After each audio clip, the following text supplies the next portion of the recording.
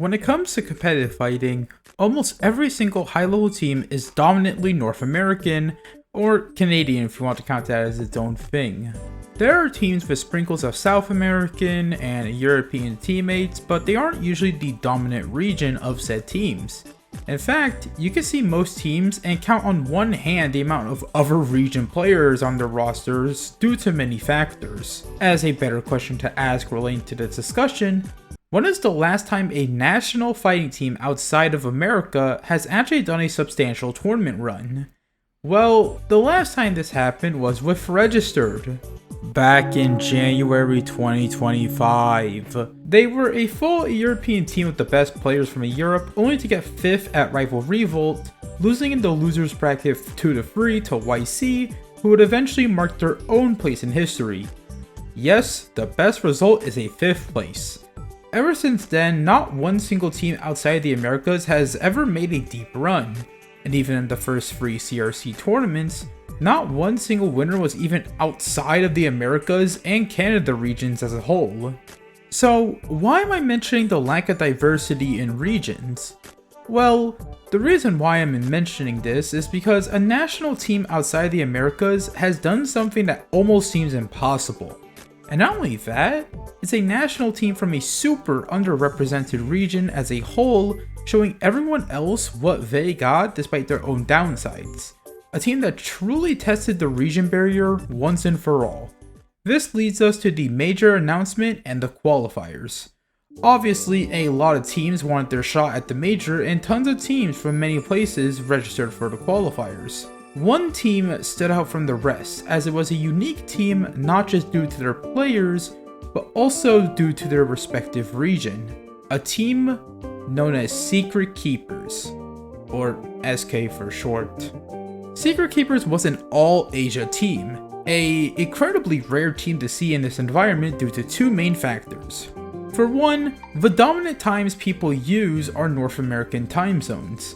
Because of this, Asia players often have to play in the middle of the night to play with the North American players, and have to constantly schedule matches where they have to play in the night. This made most Asia players, well, obviously not have access to the types of scrims, because most people are not this dedicated. Combined with the separate power levels of both regions and a noticeable gap in being present, this made SK stand out a lot. And number 2, they would consistently have high ping. Due to North America regions and even more niche ones like Europe and North American West, Asia players either have to play on like 300 ms with constant lag spikes, or in the best case scenario, around 250 ms. This delay is bad for a lot of reasons like hit detection delays, weird ult hitbox interactions with sub-ult, and many more unintended buffs and nerfs that come with it, but most of it is nerfs. So the fact that all Asia team was actually playing in the qualifier is rather interesting. However, they contain some of the best players the Asia region has to offer, along with being coached by some of the best Asia players who were willing to break their sleep schedule for this major. While Asia knew a lot about this team, a majority of the community did not know of Secret Keepers and how much potential they had in these qualifiers. And this was their chance to prove to players how threatening they actually were, and to be seen as a team to take seriously. But they had to fight against a lot of the other competition in this landscape, so they had a hard task ahead of them. Speaking of which, their roster included Flex player mostly on Boombox Mike, Banhammer player Mons, Shuriken extraordinaire Padaru, Medkin semi-range player Essie, and finally, One Hand, who is a support flex to fill in other roles on modes. We'll cover their subs if we do get to them, but they usually did matches with the main 5. To start qualifying for this major, they need to be at least top 4 in BOG points to fully qualify for the major safely. And to get these points, they need to place high in the CRC qualifiers to get enough points to place high enough. Looming Tempest was the first of the qualifiers. A single elim 64 team bracket that could give a lot of points and head starts to teams. Thankfully for Secret Keepers, they had to fight 2 random teams of players that got together for the major before they reached top 16, and had realized they got the worst possible bracket. They had to fight the winner of the last CRC tournament, Prestigious Pros. Yeah, they got annihilated by them, which was expected since Prestigious Pros were the undisputed best team at this point. Okay, well, Looming Tempest did not go well at all, but hey, they got 40 points for their troubles. The next qualifier was going to be a lot crazier. Storm Surge. So, Storm Surge worked a lot differently compared to a single elim bracket like Looming Tempest. Based on your bog points, you would be placed in groups of 7 or 8 and had to be a part of the top 2 in your own group to get the playoffs. It's kind of like a round robin stage of sorts. Luckily for Secret Keepers, they got Group D, which didn't house many powerful teams, which made getting top 2 much easier. But there was one other team in the group that looked super strong. Noontide. Noontide got 3rd to 4th in Looming Tempest, also losing to Prestigious Pros in a 0-3 fashion. But Noontide had been a proven team for quite a while now, and not only that, being able to beat Noontide can allow them for an arguably better bracket spot in playoffs if they can win. But it's Noontide. This is one of the best teams in the field right now. Surely Secret Keepers will lose? Or maybe, just maybe, cause an upset. 미안 미안 나이스 거기 다 나이스 나이스 2 points my 2 points my 2 points let's fucking go no I don't think we make it get in go no we can't make it oh unfortunate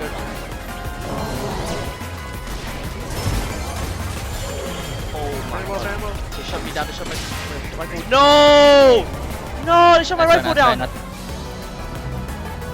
damn it I got both I got both I got both nice shoot nice let's fucking go this is a 3-2 today Holy shit!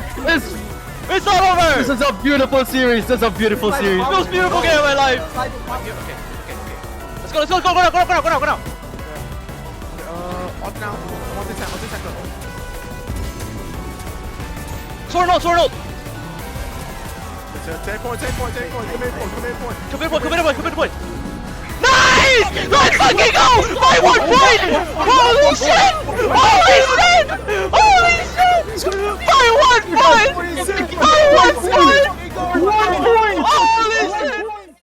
Somehow, they beat Noontide 3-2 and won Iron Cafe by 1 point.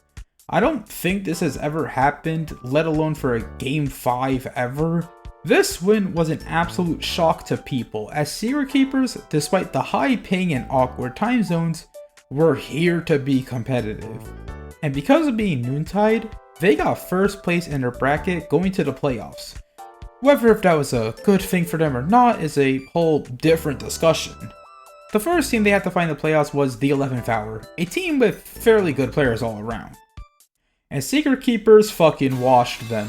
Despite having Raph as a sub, he would soon become coach, but at this point he was a tank substitute for Mons. On their own map pick of Rocket Arena, Padaru on Shuriken and Raph on Banhammer basically harassed the entire enemy team. And when it seemed like the 11th Hour might have a chance to contest a point after not getting any points since the start of the game, SC just pops metal and they're back from square one. And a bunch of times, 11th Hour kept getting staggered and desynced respawns, and despite forcing OT, Secret Keepers slammed them right back. But 11th Hour picked teapots and run one of the weirdest comps I've ever seen. However, they do take the first point to actually get some points on the board, but possibly due to the fact 11th Hour's only tank boss on this map is a Hyper Laser who is distracted by Padaru constantly poking him. The rest of Secret Keepers run up the tank and absolutely decimated him to at least squeak out some points for themselves. On the second point, Secret Keepers launch a flurry of ult combos to grab point. Even if Hyper did hit an ult shot, he gets shut down immediately and Secret Keepers start to fly away with the lead. It is also not helped by the fact Raph is playing like a professional baseball player with these ban ults. And after letting 11th Hour break the point cap, Secret Keepers go into 3rd point with a 24-point lead. But everything can happen on 3rd point teapots. However, that anything was Secret Keepers beating them up. Oh, the whip. And the hyper also whips. That guillotine blossom was really good there. Oh, the pong! Oh my god. Because the judgment. He whips them! Overtime popping. Or first people on 11 hour do go down. I guess it's just left alone. Game goes down. I don't know. 11 hour can get back with the judgment. Oh, he doesn't get it, and SK takes it. And you could tell 11th Hour could not fight Shuriken for their lives based on this 28-1-10 MVP. Jesus. Game for your Dark Age picked by Secret Keepers. I will spare you the boring details because this is one of Secret Keepers' best maps, and despite winning the first team fight, 11th Hour looked outmatched and lost by a ridiculous lead despite point cap hampering Secret Keepers. Winning 3-0 against 11th Hour secured top 8. Their next match in top 8 was against a team called Nebula Overdrive, or Neo for short. Apparently Neo upset Nightmare 3-2, which is the second time in a row Nightmare got upset by a team that people thought would lose to them. There's your little fun fact. But Neo kind of proved themselves to be a good team here, and Secret Keepers have Mons playing with a full main roster match.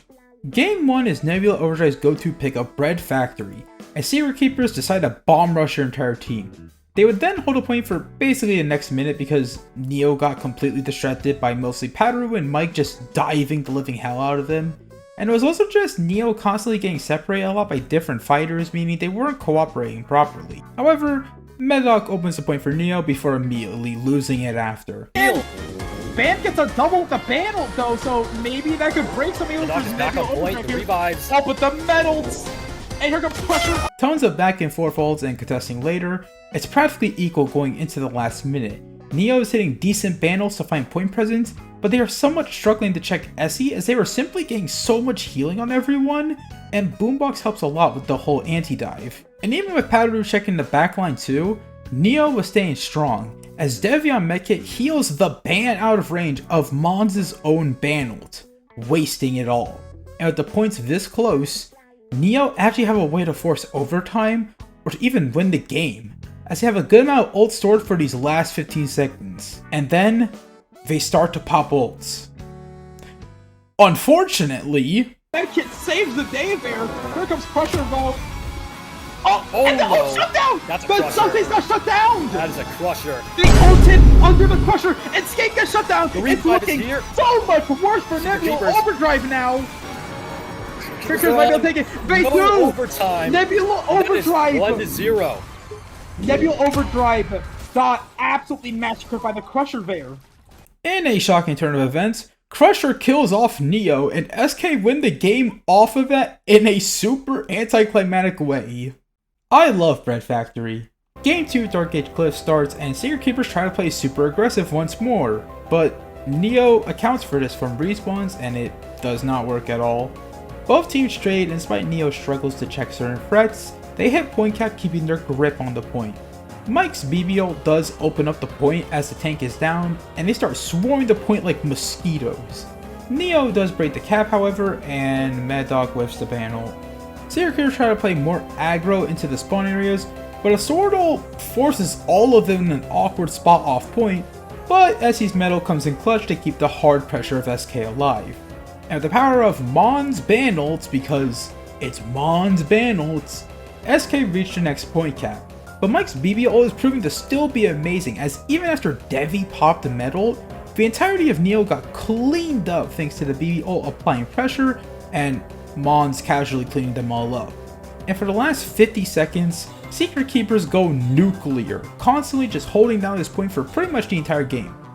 And Nebula Overdrive is getting And the crab as well. And for some reason, due to Med Dog trying to conserve their health while at like 120 HP with 0 shield as Banhammer, the band cannot do any tank fights at the end, and Neo's retake goes out with a whimper.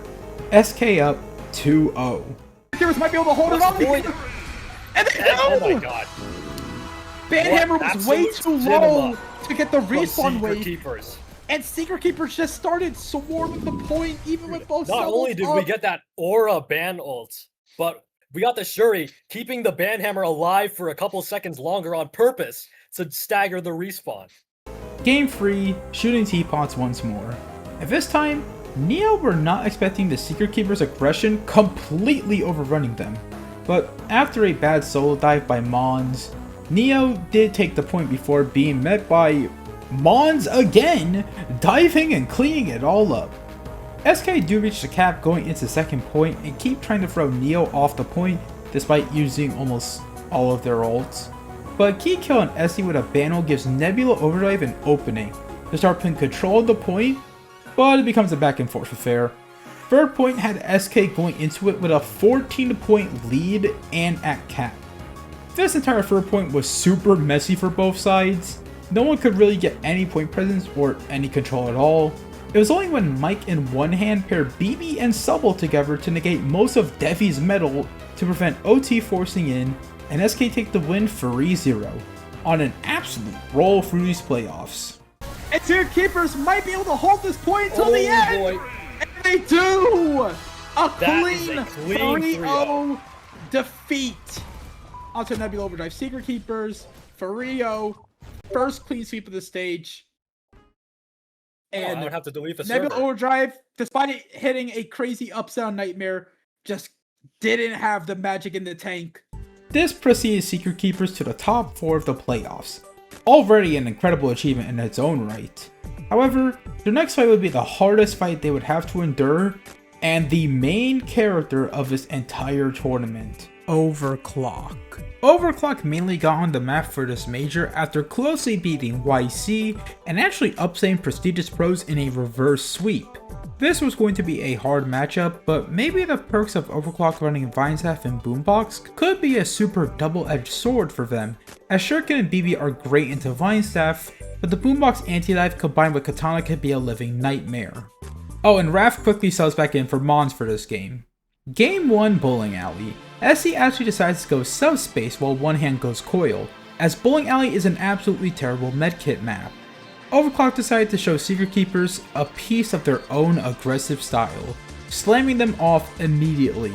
However, in classic Bowling Alley fashion, especially with a Vine Staff before her rework, Overclock immediately gets staggered back thanks to Pedroru, Mike, and SE exerting tons of offensive pressure into the weakened backline.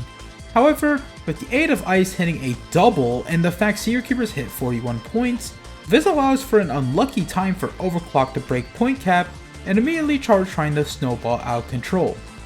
But hey, it's Bowling Alley, because Secret Keepers start shutting all of them down and retaking points. This is Bowling Alley, and due to respawns, SK do reach point cap first, and Overclock are forced to regroup to try and take back the point. But Padaru plays too greedy, and Raph whiffing a ban ult. Overclock start overpowering anything SK threw at them, and they started getting too desync to do basically anything. They finally do a coordinated rush at the last second, and despite Banhammer being melted off the point, the weakened side of Overclock could not hold point long enough and gets stormed off, which forces OT. And remember all the retakes that kept happening? Yeah, that's exactly what happens. Ice hits yet another good tunnel ult, and Raph unfortunately whiffed the Banal again. And Secret Keepers don't have the numbers alive, and Overclock narrowingly take game 1 on their own map pick. Secret Keepers are so low! They're holding the point, it's going down! There's no way for Secret Keepers to come back from this OC, take map 1 in a super close win. That was insanely close. Secret Keepers were playing dominantly, but OC take it back on point cap and my God, Ice. out of control. Ice with the 24 bomb. Game 2 on SFOF, we see Mike go on sword over Boombox, but we start to see Secret Keepers struggle. It's fairly back and forth, but Secret Keepers' use of ults along with Overclock making admittedly ridiculous mistakes push it to point cap. And for the rest of this game, it's pretty much every team whiffing ults while contesting the point. There is actually so much ridiculous ults in this game that are either nice retakes or some of the most pressured decision making I've ever seen. But near the last 10 seconds, SK needs to hold on to barely win this map. But the sub ults all at once confuse Secret Keepers, and get some of them off, which causes OT to happen, and Overclock have Vinyl as something to fall back on. And even worse for SK, they all have desynced respawns, which means retaking this point is going to be hard as pressure is mounting to try and get the retake. And despite Mike hitting a great sword ult to shut down Vine, Ice and Never are simply too good in this moment, with a Tana and Shuri ult to lock this game down. Overclock up 2-0. Comes in, gets a double. Shuriken coming in. Tana and Summer really low. Shuriken's coming in with his own ult. OC's holding on. They're in the lead, and they barely take it. Yet again, a tiny little smidge, a tiny bits of mistakes. Even though Secret Keepers were in the lead, even though they were holding it down really well, OC just had the Vinyl, and even though despite the sword ult shutting it down, they just kept on fighting back. They take game 2. It's a match point for Overclock. Map 3 is Dodgeball Annihilate on layout 4 Ring. Now, we have never seen the Secret Keepers Annihilate in a full VOD recording before, so this should be interesting. Dear God, they got shredded. For one, this comp is... I don't even know where to start with this. SE had to go Slingshot, but Raph is going Banhammer, but Mike is also on Sword for some reason, so the synergy here kind of makes no sense on this map. And 2, and admittedly even worse, Quaffle hits a quad kill with the score tied up and Overclock immediately starts to control everything. SK tried going for really awkward rushes, horrible kill confirms, and felt super outmatched, outclassed, and uncomfortable. With all this combined, Overclock wiped them clean off the map in a super dominant 20-6 victory and won the whole scrim 3-0. And OC are gonna probably be up. Sorrel comes in, it's a Banhammer, and they get a triple. It's looking over for SK. OC is gonna be in the top 2 finals with a clean 3-0 victory over SK. With 2 close conquer maps, but in any map, SK were just outmatched, outfired, and outgunned. SK ended up in 3rd to 4th place this tournament, and the team that ended up winning the whole qualifier was Noontide, a team Secret Keepers beat already. And unfortunately for their bog points, they had 163, putting them in 6th place, and they were off the top 4 by 7 points. To be fair, Spectre was 5th place and off by 3 points, so it could have been worse, but my point still stands. Since they didn't make the top 4 in BP, their last chance was at Gales of Judgement, where all they needed to do was reach the end of a double bracket tournament and be a part of the top 4 of it. Now, going into this, they were a semi-favorite team to make it through, but weren't seen as guaranteed compared to teams like Spectre. Let's see what they can do. Secret Keepers start to run super easily, beating these 2 teams in clean 3-0s. But their next match was against Team Nightmare, but it's the Nightmare rebuild where they took 3 members from imploded teams to fundamentally make a super team of sorts after losing both qualifiers. And Secret Keepers also did the moving of subs and coaches around, and their sub for this match was for Boldu over Mons, who I think this was their first big tourney game, so I feel bad for the nerves. Map 1 SFT does surprisingly get super close. We do see the double dive of Orca and Noob be ridiculous into the backline Secret Keepers has, but they kept holding on, as Padoru was able to constantly check Myth on Hyperlaser, and the rest of the pieces lacked a lot of support without Hyperlaser being alive. And even if Secret Keepers reach a 100 point cap first, allowing Nightmare to start gaining momentum, they just ult rushed the point constantly and still had a lead. And despite a messy OT, a great BB ult from Mike, and a desperation ult attempt from Myth, seals game 1 for Secret Keepers. Coming in as well with the ult. It's looking crazy for Nightmare. Nightmare might be able to pull back. The defensive stumble coming in from Secret Keepers. Pattern popping the Shuriken again. Wait, they just retook the point with ults. They just retook it. It misses. That might be everything in the game. But there's a BBO coming in. Sub is super low. Sub is down for the count. Secret Keepers are holding on. They're holding 3 seconds. They get an Can you hit the shot? They're just trading kills non-stop. He can't. They're holding the point. They hold it for long enough, and they take game 1. Insane back and forth, crazy ult from both sides, but even if Nightmare took the point, it's not enough to stop the Asia powerhouse going crazy. Game 2 is Kratos Capital. It's an Annihilate map, and the casters point out the admittedly bad track record SK have on Annihilate. I'm not going to sugarcoat it. Secret Keepers has not had a good record on Annihilate, and they're going to play against Annihilate the comp. Yeah, So- if you watch last tournament against Overclock, they got steamrolled on Andy by Overclock. And Overclock's obviously one of the best Andy teams we've seen recently, but that's a horrible steamroll. However, they do switch it up this time, going Hyper Laser instead of Slingshot, which should help out SC a lot more playing in the backline. Nightmare goes Banana Hyper Double Dive on this map, which is fairly unorthodox, but the game starts out as all Kratos games do. Tana and Hyper basically playing a poke game to try and catch some kills.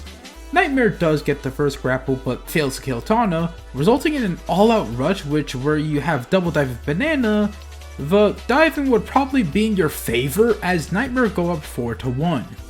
SK do back up instead of trying to rush with BBO up, but for some reason, Nightmare confusingly go for a rush in the state with all their ults, and they basically gave SK a better shot as it turns to 6-4 as their ults did not do much. However, a huge ult rush happens from both sides and Nightmare starts taking very aggro positions, but SC does hit a hyper ult on Katana, which comes with Myth hitting his hyper ult onto SC as well, and with the game going into OT, it is now 9-7.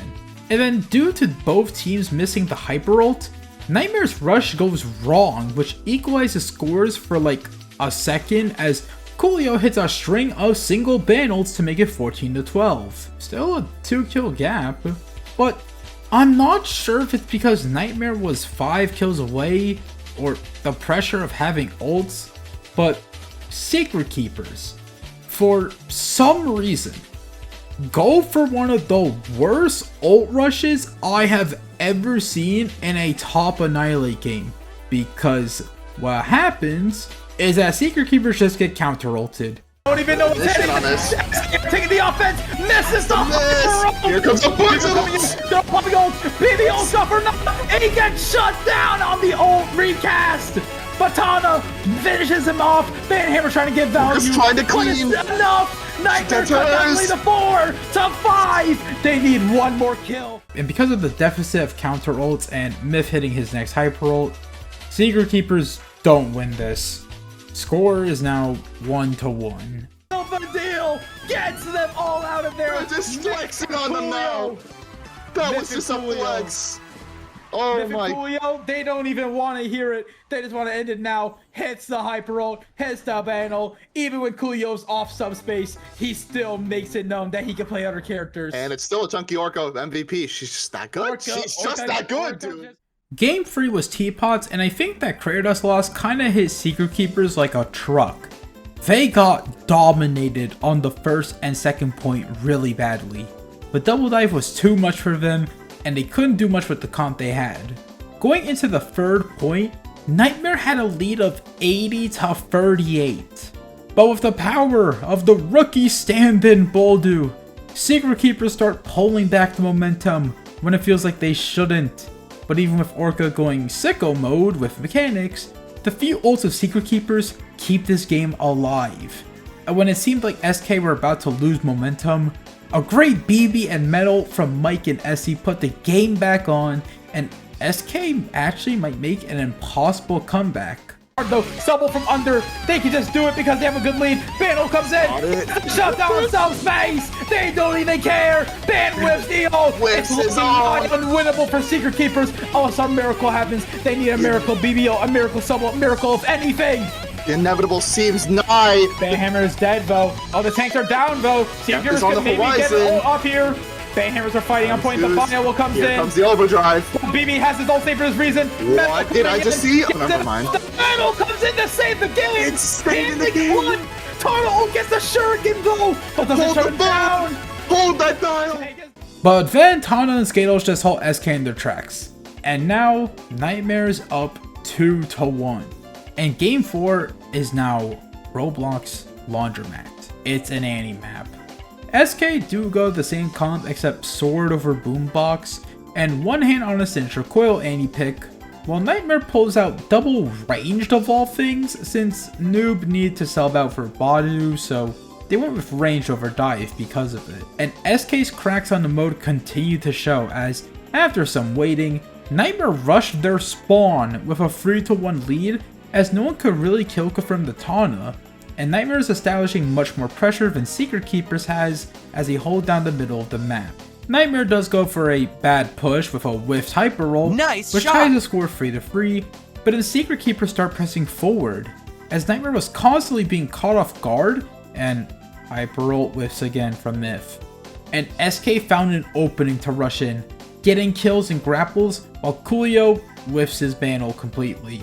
The score is now in SK's favor for a 6-9 score, but whether it was one hand lagging in midair or just not being prepared, Nightmare collapsed on them.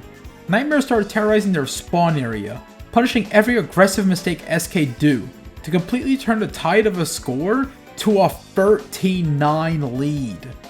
But even when Boldu and Essie get 2 kills to cut down the lead, along with Boldu able to make Myth's hyper ult whiff, Essie tries to pop hyper ult to finally hit a key kill, but the risk would not pay off as Secret Keepers with a whiffed hyper ult succumb to their own nightmares. They've been getting good shots, but they just can't hit the shot. Can they hit it this time? Nice shot!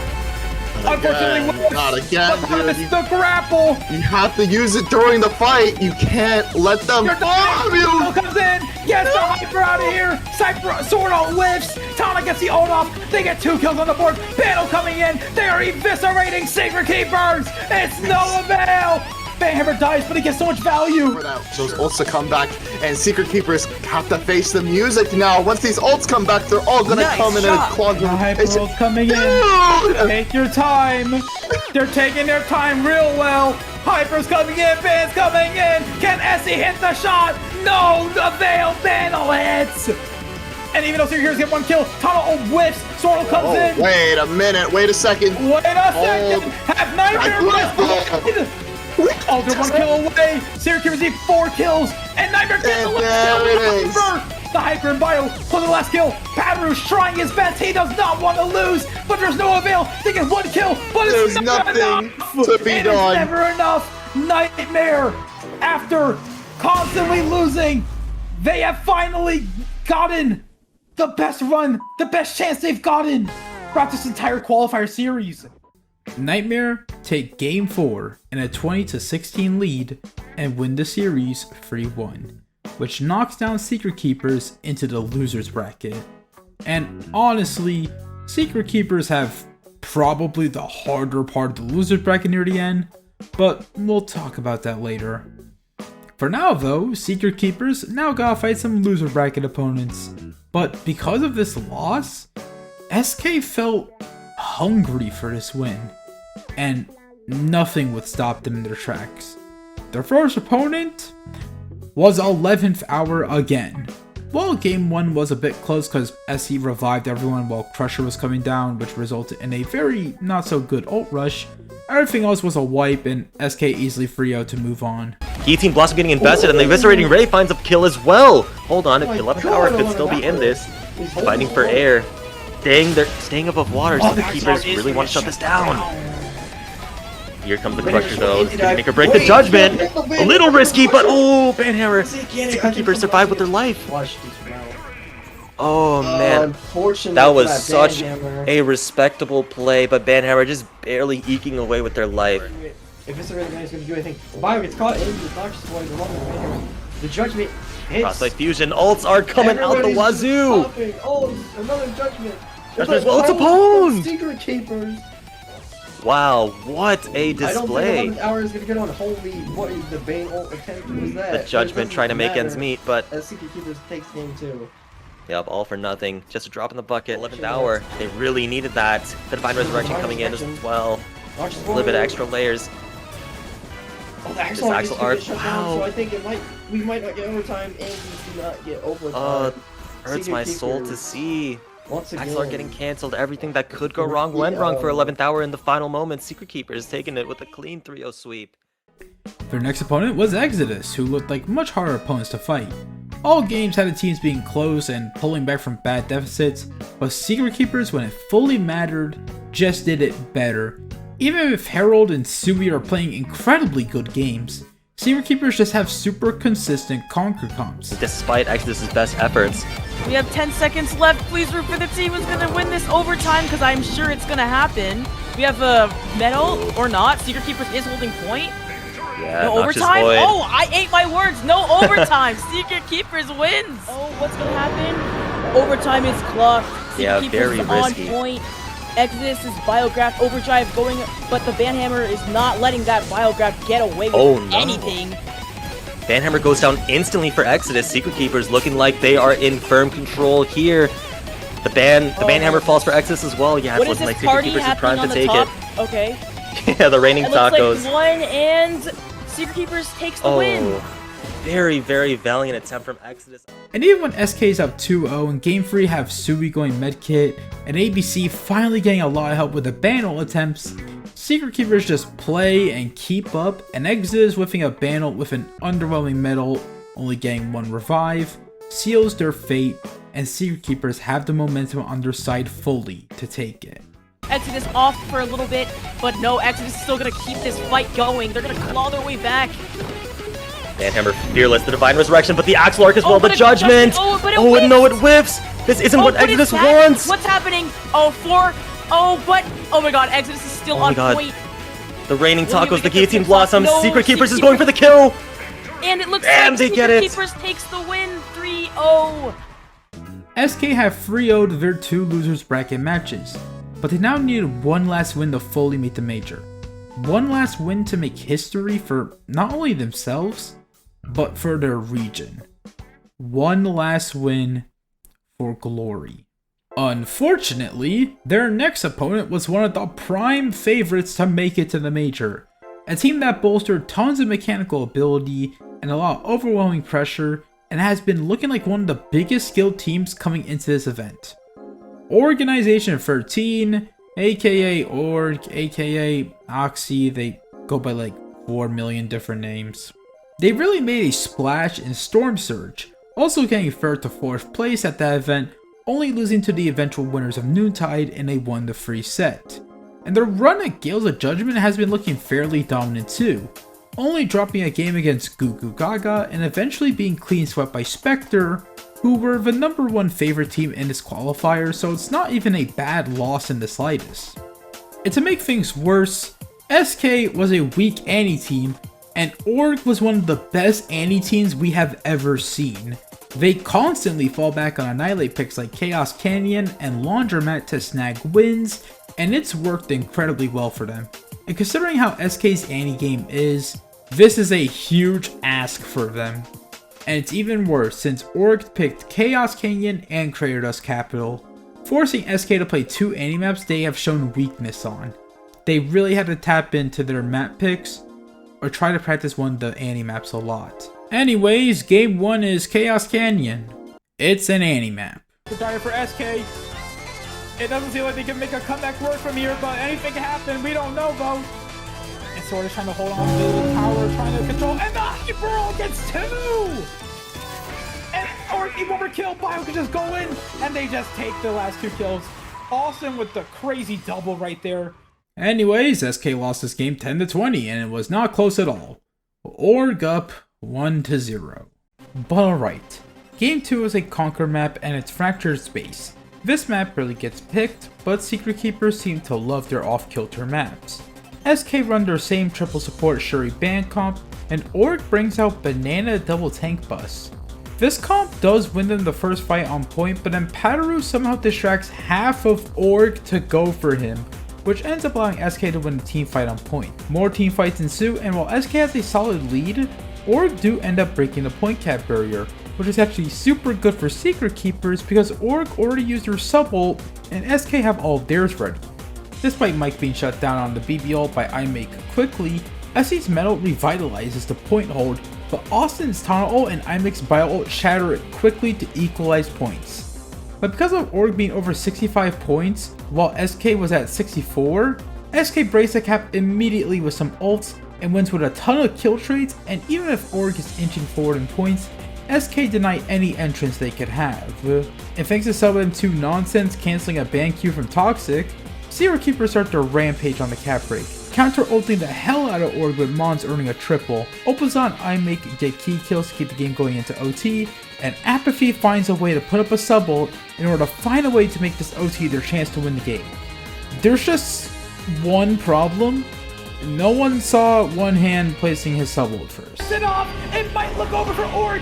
Overtime comes in, Subble's coming in for Org! They might be able to hold it there, Banel comes in, immediately dies! The Subbles! The Subbles immediately saves the day! By One Hand! Immediately! They just deny Org any type of retake! The Subble from One Hand was too good! They didn't see it coming! And he gets a quad for them, giving SK the map win! Insane! SK take a dominant win on Fracture's base 155 to 93, led by a one-hand masterclass with everyone SK pulling up with this win. Anyways, game 3 is Kratos Capital.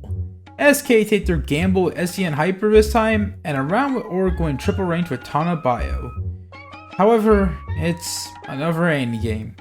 Wait a second, SK got the first 4 kills. Like, honestly, this little corner is really good for Org right now. Yeah, we've seen it in PP versus OC. Oh my goodness! Secret Keepers! No, I kind of just jinxed it. I just jinxed it. I'm surprised they instantly all got exploded. Surprisingly, SK start playing far more aggressively than ever into Org spawn, and with some fighting, the score became 8-2, giving SK a 6-kill lead. Org go for many ults to catch kills, but Padro has one Shuriken ult, gains a ton of value, which made the score 10-7.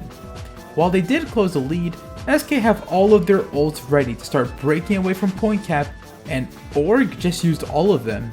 This is the prime moment for the hometown team to really prove themselves on Annie, to really take a huge game win over one of the best Annie teams in the game. They whiffed everything. All the ults ready, and Org are just Speaking of ult, Eviscerating Ray, and Tana ult is out. Did Tana whiff? I think Tana whiffed that. The expert also whiffing. Oh, they whiffed all the Nice shot! Oh, they whiffed the Hyper! 3 ult whiffs in a row. Okay, well, it doesn't matter. It's still a 12-9 game now, but SK seem to be playing more separated now, which is causing their lead to slowly rumble. And with a few ults, Org stole the lead now with score being 14-15, mostly due to the Secret Keepers trying to rush in for some reason. SK starts panicking, with really lacking ults, and Org is holding their nerve waiting for ults to get up, and going into OT, the score is 16-15, and SC whiffs the Hyper ult. But for some reason, Mike and One Hand start playing very aggressive out of nowhere, and Mike gets picked off by Hyper, and One Hand couldn't get away due to Tana Grapple, making the score 16-18. What seemed like a statement Secret Keepers wanted to make turned into a disaster when the pressure was mounted onto them. Oh, it's looking back for SK now! They are not in the lead anymore! Tana gets 2! Tana ult is a lot of value there when you pick. Oh, and they Oh my god! And the Bio just gets him one last kill, sealing the lead. And even though SK gets 2 kills, it's not enough. Because it just doesn't matter. Katana ult into was that overdrive or rocket explosion? I can't tell. It was an overdrive, but the sword ult also killed the sword. Oh, that's what happened. Oh, that was tragic. SK had a really good lead. They were holding it, but Org just fired back harder. Org squeaked by with the really good ult at the end there. With one of the craziest chokes we've ever seen, the score is now 2-1 in Org's favor. Even though Org needed one more game to make the major and knock Secret Keepers out, the last 2 maps are Conquer maps, which have been the Asia team's saving grace. Let's see if they keep it up. Game 4 Dark Age Cliffs. SK runs their same comp, but Org learned from last time and decided to go healerless Tana with sword and double tank bus. Org does a huge strike first for the point, but Org has a huge problem with Padoru, where Opazon Rocket is trying to check him, which distracts him from checking the Banhammer. And even then, he is having issues with the Shuriken. And due to this distraction, SK just walked onto the point. From here, it's back and forth trades and caps breaking left and right, but Toxic on Tana completely whiffs Tana ult, and even after Austin on Sword does get a triple ult, SK pounds on the point and start breaking away slow and steady. And the entirety of Org is being pushed back and grouped up, and Mons does Mons things. And then, I don't know what happened, but Org pop a Sword ult for no reason, and they try regrouping, but they look super lost, which allowed Mons and Padoru to completely batter Org's retake completely. And with cap breaking combined with SC's metal, Org are set back a lot now. And SK put on a masterclass hold and retake the point. Out of sync a little bit. SK is just like syncing up with these respawn waves. They do get point though, but I think Org probably takes back point though, but here comes another medal. And the BBO coming in as well. The notch is going up. Can Org hold it down? They got free people to double. It's looking over. It's looking over for Org. We're going to game 5. Oh. SK dominating Org on another That was a very impressive BB double. Along with Mons Penta, SK dominated Dark Age Clips 120 to 80, as that last minute was total domination. Game 5, Rocket Arena, match point. Before this game, iMake, who was the main dive and bio player for Org, had to sub out for dinner, and in his place was Werf, who was a sword player. This actually isn't all bad for Org, as Sword is usually better on Rocket Arena, thanks to ult covering a huge part of the point, and Sword on Dive is honestly super fine on this map as a whole, which can't help a good amount. This also gives Org some extra bulk too. However, iMake was also a huge point in giving Org some picks, so you'll have to see what happens. And with this sub in, Org runs Sword Ban Coil with the double tank bus, which isn't a huge switch up, and SK still stands tall with their main comp as always. Org does start off super hot as always, as Mons does a tactical jump off the map, but SK turns it into a momentum destroyer for Org as they held down the point until first cap. That's no one! Does not hit anyone. Yeah, and Coil was trying to put on pressure, but Sword is down! Duncan Block is up and ready though. SK's is up and ready. Opti has been killing the medkit and no one else! The medkit dies, but then they die! They get one medkit for free of their own! It's not great for them! With Austin's Coil ult and Opazot hitting a double, this opened up Org for more points to slowly inch forward. But an SK slammed them out, and not only do they get ult cycles going, but Mike's BBO gives everyone a ton of ult charge for later. Org tried to do an ult rush, but ends up with nothing but blood on Mons' hands, as they hit hard without ban ult. And even if Toxic on ban has an ult up, the cycle does not last, and Mons gets out alive, and the point lead grows and grows. And for some reason, even when Org have the point in their hands, it still comes with casualties. But Austin's Coil ult and Werf's sword make sure to actually lock the point down this time, and now Seer Keepers are in a bit of trouble. SK do trade point back and forth, but a double from Toxic's mantle sets them back, and Org start to take the lead to attempt to break away. But for some reason, Toxic tries to play super greedy and ban ults Mons, who literally got out of spawn and wasted it. Not only does SK force overtime, Apathy on sub runs into the sub ult supposedly for respawn wave? And even though Org are popping ults, they aren't getting sufficient value, and the fights are being separated.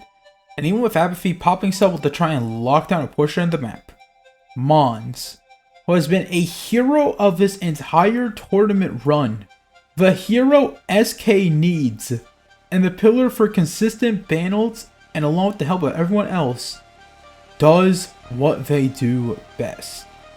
And with one swift action, we see history. Org have a full lead. And the Frostbite Fusion Guilty Blossom is also active now. The big one comes in. Guilty Blossom. SK in the lead. 5. Stalker's Boy coming in. The Phantom. Holy, take it from that metal. They made it out of nowhere. Stay. Nice! Get rocket! Let's fucking go! We made it to the majors! Let's fucking go! I love you guys! I fucking love you guys! Oh my god! We made it! We fucking made it! Oh my god! Oh my god! Oh my god, we made it! We fucking made it, Raphael! We made it! We're in the majors! Holy shit! Oh my god! Oh my god! We made it! In a super close Game 5, Secret Keepers clinched the win 130-13. This not only locks them in for the Fighting Major, but they are the only fully national team outside the Americas to qualify for the Major. And no less, it's a team of Asia's best who were willing to put it all on the line. A team of players from the same region who wanted to prove a point. With one of the wildest rides to make it this far, they have made history. Not only for their home region, but for competitive fighting as a whole. Oh, you thought this video was done? Oh no, we're not actually. They had one more match. They had to fight Nebula Overdrive in a best of 7 to decide the seeding. And they won it 4-3. They beat one of the teams who are at the major in a seeding match. This doesn't explain too much, but they do get better seeding when the major does start, which might be huge for them. They also did it with 2 subs, with Zavo subbing in for SC and taking Zera, a bio player, to play their seeding match. I don't even know how they did this, but good for you, Secret Keepers. With all the funniness aside and the fact they actually won the seeding match, Secret Keepers did the impossible. What was once a pipe dream a few teams wanted to achieve turned into a reality which required the best talents from a region and the undying passion of its players.